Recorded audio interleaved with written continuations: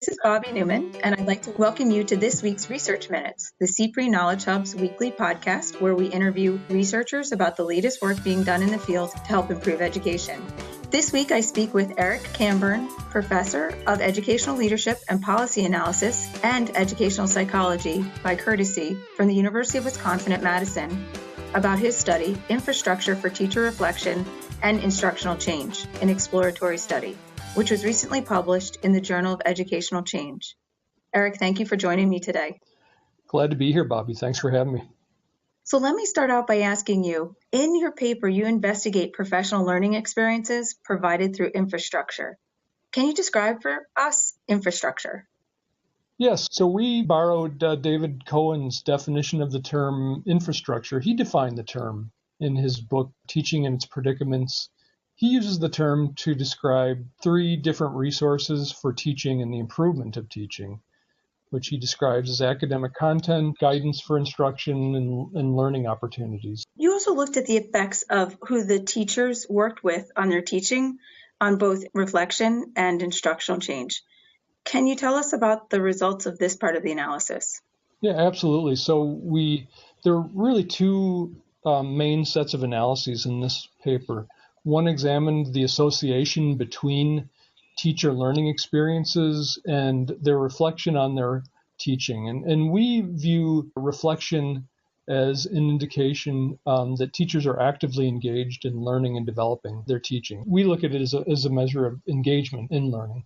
The second analysis looked at the association between these different kinds of learning experiences and teachers' reports of changes that they made in their literacy instruction. And these analyses, the second set of analyses, also examined the association between teacher reflection, and so the dependent variable of that first analysis, and instructional change. And so the findings were really quite rich. We found in the first set of analyses that we examined 5 different kinds of learning experiences. And we looked at teachers' engagement in traditional forms of professional development, and their engagement in professional development was both focused on instruction and also whether that professional development was focused on just kind of school-wide issues. And so perhaps not as centrally focused on teaching.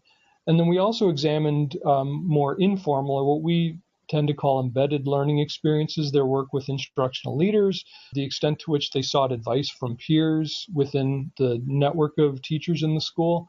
And so there were 5 of those measures of teacher learning opportunities altogether. All 5 were positively and significantly associated with teachers' engagement on reflection. The degree of association was pretty similar for all 5 of those measures of teacher learning experiences, except for teachers' engagement in professional development that wasn't squarely focused on instruction. That had the lowest level of association with teachers' engagement in reflective practice. So synthesizing your results, would it be fair to say that the results can be seen as a chain of action, that the infrastructure makes reflection more likely, which then provides a platform for more instructional change?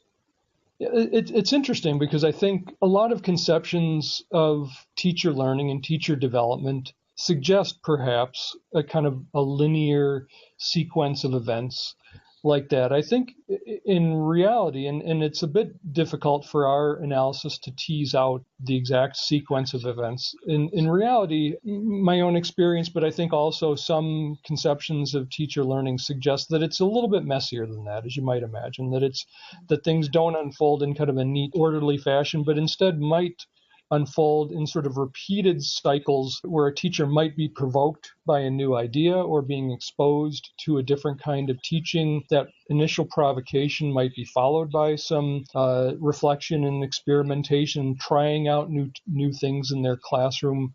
Ultimately, after repeated cycles of trying new things and perhaps further provocation, where teachers problematize their existing practice, ultimately, teachers might incorporate those new practices into their repertoire of teaching. But, my guess, and I think this is reflected in a lot of conceptions of teacher learning and adult learning, that it's probably more of a messy, circular kind of encyclical process. So based on your work, what are the implications for districts and schools as they craft professional learning opportunities for educators?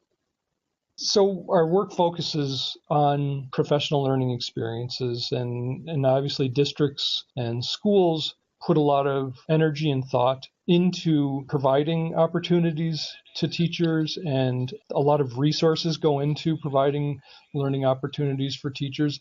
So I think a couple takeaways from our study are that providing teachers with learning experiences which give them opportunities to actively reflect on their practice can be helpful. We found a strong association between teachers' engagement and reflection on their own practice and then their reports of changes in their literacy instruction practices. So that's suggestive that providing teachers with opportunities to reflect may actually be helpful.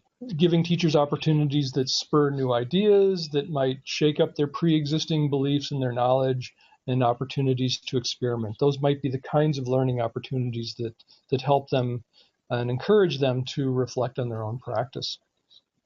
And these opportunities for reflection are probably more powerful. I think our research suggests that if they are strongly connected to teachers' day-to-day practice, that these opportunities of reflection are more likely to be powerful if they do have that strong connection. Well, thank you very much for joining me today. Thank you for listening to Research Minutes. To share your thoughts on this discussion, head to khub Conversations at cprehub.org. To subscribe to our weekly podcast and listen to more interviews, head to soundcloud.com/CPRE Knowledge Hub. And for the latest videos, podcasts, and discussion updates, follow us at CPRE Hub on Twitter and CPRE Knowledge Hub on Facebook. We look forward to hearing from you.